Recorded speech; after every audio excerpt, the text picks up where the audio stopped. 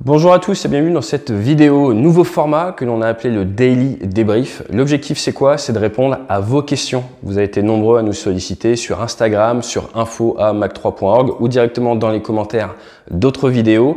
L'objectif c'est de vous apporter une vision technique et apolitique de tout ce qui traîne sur les réseaux sociaux. Donc si vous avez des questions, n'hésitez pas à les mettre en commentaire, n'hésitez pas à nous écrire et je vais être accompagné par Laurence qui sera la voix de la communauté qui va récupérer toutes vos questions et qui va nous présenter tout ça juste après le jingle.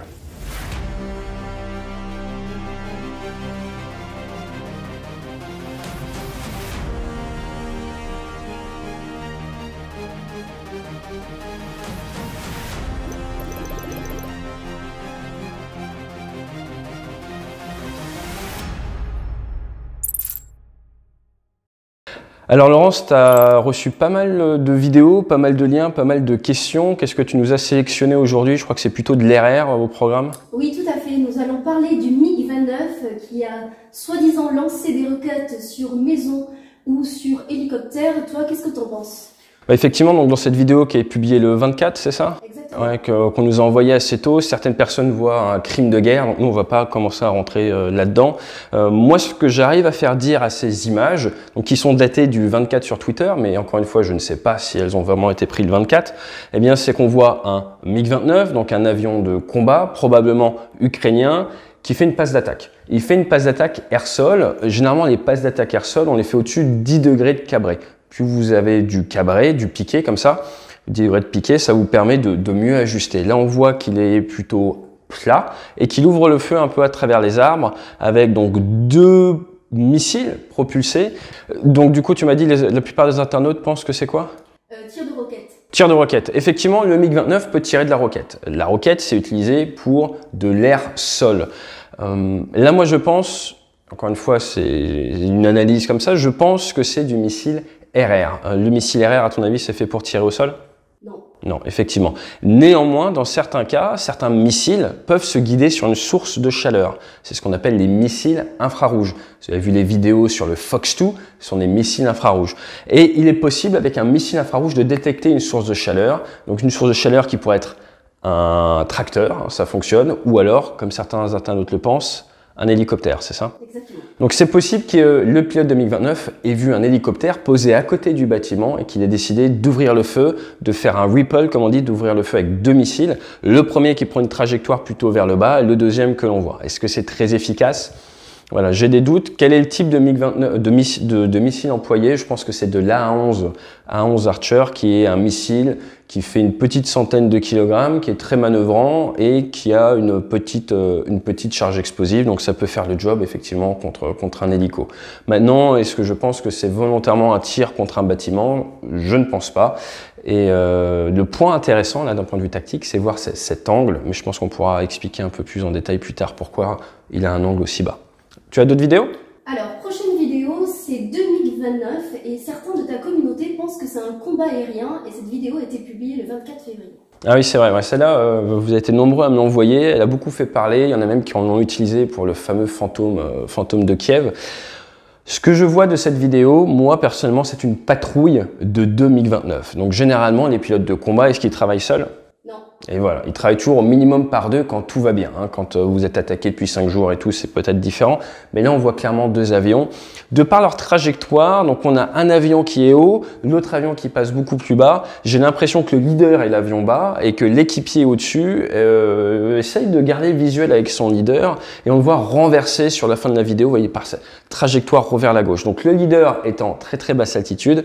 L'équipier est légèrement au-dessus, généralement en dessous de 300 mètres d'altitude. On a tendance en tant qu'équipier à se mettre en étagement positif et il essaye de suivre son leader qui, je pense, vole aussi bas parce qu'il veut rester en dessous des systèmes sol-air, donc de tout ce qui est engagement d'avion en l'air. Voilà, je pense qu'on peut dire. Donc MiG-29, travail en équipe, une paire ou section comme on dit. Autre chose? Oui, prochaine vidéo, c'est un Sukhoi 24 où il y a des explosions derrière et certains de ta communauté d'ailleurs, ils voient des missiles.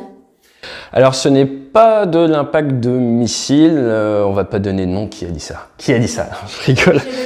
On dénonce pas. Non, c'est effectivement, on voit des explosions derrière, mais c'est du tir de leurre infrarouge. Encore une fois, c'est pour se protéger de missiles infrarouge. Donc là, pas forcément du missile RR, probablement du missile solaire, du SATCP, sol-air, très courte portée.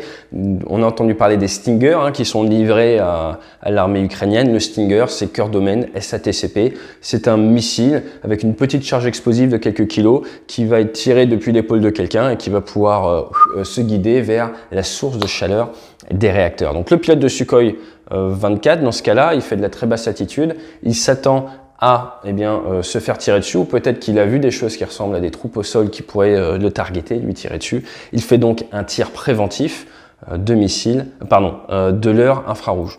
Ces leurres infrarouges, on les a pas en inimilité, donc s'il les tire, c'est qu'il sent quand même une certaine tension. Moi, je peux pas vous dire beaucoup de choses différentes. Ah si, quand même. À ton avis, Sukhoi 24, c'est avion russe ou c'est avion ukrainien? Avion russe. Avion russe, tout à fait. Et donc, ce qui est intéressant de voir, c'est que cet aéronef russe est en basse altitude. S'il est en basse altitude, c'est qu'il a peur des systèmes solaires, et c'est donc qu'il reste des systèmes solaires moyennes ou haute altitude aux Ukrainiens à ce moment-là. D'ailleurs, on voit beaucoup comme tu disais, d'avions en basse altitude. C'est vraiment une technique, une tactique. Absolument. Donc la basse altitude, c'est quelque chose qui a même été utilisé par l'armée française lors du début du guerre du Golfe. L'objectif, c'est quoi? C'est si vous êtes bas et rapide, eh bien vous ne pouvez pas être targeté, être attaqué, être pris en chasse par du S-300, du S-400, du SA-11, donc tout ce qui est système sur sol, air, moyenne ou haute altitude. Le seul danger va être des armes légères, une Kalachnikov, du triple A, anti-aircraft artillery, ou du SATCP comme on l'a dit. Néanmoins, il faut vraiment être très bas. Là, on voit bien que c'est limite on slalom entre les arbres. Là, vous êtes tranquille. Si on commence à monter à 200, 300 mètres d'altitude, là, malheureusement, on peut rentrer dans le volume d'engagement de certains de ces missiles. Donc, voilà. Si vous n'avez pas la maîtrise complète du tête des opérations, que vous avez peur de vous faire abattre par du S-300 ou autre, vous allez voler à basse altitude. Donc tant qu'on voit des avions à très basse altitude, c'est qu'ils ont peur de la moyenne altitude et des systèmes solaires.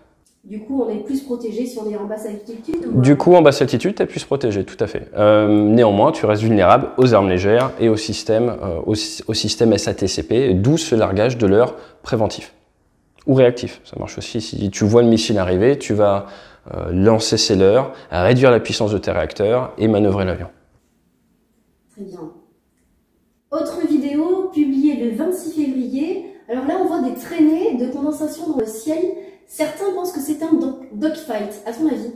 Oui, alors là, effectivement, traînées de condensation, haute altitude, par rapport à ce qu'on disait juste avant, ces avions-là n'ont pas peur de la haute altitude. Il s'agirait probablement d'Ukrainiens, mais encore une fois, là, je ne pourrais pas vous dire. Mais ça voudrait dire en fait qu'à cet endroit-là, là où ils sont, il n'y a pas de risque de système solaire moyenne ou haute altitude. On les voit clairement aux traînées. Vous voyez au niveau des formes là dans les traînées qui font des hippodromes ou des ronds. Donc qu'est-ce que c'est? C'est de la cape. Alors la cape, c'est pas cap ou pas cap, quoique avec les systèmes solaires qui traînent, c'est un peu ça, mais c'est de la Combat Air Patrol qui veut dire... Combat Air Patrouille. Exactement, Combat Air Patrol, combat air patrouille, patrouille de combat aérienne. Donc c'est notamment de la protection de l'espace aérien. Donc vous avez deux avions qui font des cercles, qui allument leur radar, sûrement un qui regarde iso-altitude, sûrement un qui regarde en dessous, et ils travaillent ensemble, ils scannent l'espace aérien, ils essayent de détecter une menace, un hélicoptère, un avion de chasse ennemi, et si besoin, s'ils le détectent, ils vont comité, ils vont décider d'aller dessus, d'aller l'intercepter, d'ouvrir le feu dessus. Donc ça, c'est de la protection de l'espace aérien, soit fait par les Russes au-dessus d'une ville russe, je ne sais pas, soit fait par les Ukrainiens au-dessus d'un endroit où ils ont aucun risque de se faire attaquer par du S-300, S-400. Donc à cet endroit-là, ils savent qu'ils vont pas se faire attaquer par un système solaire. Néanmoins, est-ce que là, avec un SATCP, avec un Stinger, tu penses pouvoir les abattre? Non. Exactement. Avec un Stinger, là, on ne peut pas les abattre, ils sont trop hauts, ils sont quasiment à 2 fois l'altitude à laquelle un Stinger peut être efficace. Au niveau de la formation, on voit que ça se rapproche, c'est tout simplement à cause du virage. Le leader part en virage, l'équipier décide de se rapprocher, ça peut être parce qu'il part en interception, ou ça peut juste être parce qu'il a mal géré son virage aussi, là ça dépend. Je peux pas vous donner la réponse. Là, ils sont deux, ils peuvent aller jusqu'à combien dans ce genre de... Alors idéalement, tu aimerais être 4. 4, ça permet d'en avoir 2 qui vont vers la menace, 2 qui reviennent et ça tourne en contre-rotatif. Là, on en voit 2, peut-être qu'ils sont 4, on ne voit pas les 2 autres. Si moi j'étais leader d'une patrouille de cap avec seulement 2 avions, je me serais mis en contre-rote. Donc tu aurais vu qu'un seul avion, l'autre avion serait en face. Maintenant, ça dépend du système utilisé, on est sur des radars passifs, ça dépend de plein de choses. Là, ce qu'on voit, c'est la protection de l'espace aérien classique. Défensif. Quand tu parles de radar passif, c'est-à-dire? Alors le radar, il y a différents types de radars. Il y a des radars en fait électroniques et actifs qui sont par exemple ce qu'on a sur une nouvelle version du Rafale et ce qu'ils ont sur Sukhoi 57, les Russes. Après tu as des radars plus mécaniques, ancienne génération, qui sont un peu moins, enfin même qui sont moins efficaces. Et du coup la manière d'utiliser ton radar, qui j'avais expliqué dans une vidéo, c'est comme une lampe torche. Eh bien ton faisceau n'est pas le même. La vitesse à laquelle tu peux déplacer ton faisceau radar n'est pas le même. Et donc, du coup, le fait d'être à 2, ça te permet de mieux scanner l'espace aérien. Un radar actif, électronique, en gros, tout seul, tu peux tout surveiller. Avec ces radars d'ancienne génération, la doctrine a tendance à être on travaille par 2, un qui regarde en haut, un qui regarde en bas. Comme ça. Ça, c'est les pinceaux radar. On fait comme ça, avec un petit overlap. Alors, dernière vidéo. C'était en Sukhoi 30 et on voit derrière une grosse explosion. Effectivement, donc le Sukhoi 30, est-ce que les Ukrainiens en ont? Non. Non, donc les Ukrainiens ont du MiG-29, ils ont du Sukhoi 27, ils n'ont pas de Sukhoi 30, ça ressemble à du 30. Est-ce que c'est du 35? Encore une fois, je ne saurais pas vous dire. Néanmoins, le point qui est intéressant, c'est de voir qu'il est en basse altitude. Donc ça veut dire qu'à ce moment-là, est-ce que le pilote pense qu'il peut se balader en moyenne altitude en toute sécurité? Probablement pas, on est d'accord. Donc il est en basse altitude et il a probablement fait un largage d'armement air-sol. Vu la trajectoire, ça ressemble sûrement à de la bombe. Encore une fois, on ne peut pas dire à 100% que c'est sa faute, mais il y a de grandes chances que ça vienne de lui. Quand on voit la taille de l'explosion, ça ressemble à de la bombe assez majeure. Alors il y a différents types de bombes, on pourra en parler dans une autre vidéo, mais ça va de 100 kg à des fois 1,5 tonne. Là, ça ressemble quand même à, si ce n'est de la 500, peut-être même de la 1500 kg, au moins sur de la 500. Et c'est donc une explosion majeure. Donc, ça serait un bombardement effectué depuis la basse altitude par ce Sukhoi. Il y a des grandes chances, j'ai envie de dire 80% de chances pour que ce soit de l'armement non guidé, c'est-à-dire que le pilote n'ait pas guidé sa bombe en même temps. Pourquoi je dis ça? Parce que pour pouvoir guider la bombe, on est soit sur du système GPS, mais là il était un peu bas, soit sur du système laser, et pareil, il est un peu bas pour pouvoir tirer au laser. Donc là, je pense qu'on vient de voir un bombardement avec une bombe non guidée laser. Tu dis justement Sukhoi 30, 35, tu as du mal à voir pourquoi? Ils se ressemblent beaucoup quand même, et ensuite au niveau de la qualité des images qu'on voit, j'ai du mal à vous faire la différence, pour être très honnête. Faudrait peut-être, si certains d'entre vous sont des experts en retravailler les images, n'hésitez pas à faire des screenshots et nous les envoyer, mais en français dans le texte, on n'a pas la techno avec nous dans l'équipe pour faire ça. Nous on est juste là pour essayer de vous faire prendre du recul, voir ce qu'on peut faire dire à ces images, essayer d'arrêter certaines fake news, certaines informations. On a vu avec le fantôme de Kiev que des images DCS d'un jeu vidéo étaient utilisées pour faire de la propagande. Donc nous on n'est pas là pour faire de la politique, mais on est là pour vous expliquer ce qu'on peut faire dire à ces images, et j'espère que ce format du coup vous a plu. Donc du coup, comment est-ce qu'on fait pour nous envoyer des images que vous auriez ou que vous aimeriez voir débriefées, Laurence? Tout simplement sur Instagram, sur notre page ATChué, ou sur info@mac3.org, ou tout simplement dans les commentaires. Voilà, et puis on vous a mis les liens ici. Merci beaucoup, fly safe, pas de questions du jour en ce moment, et je vous dis à très bientôt. À bientôt, Laurence. À bientôt.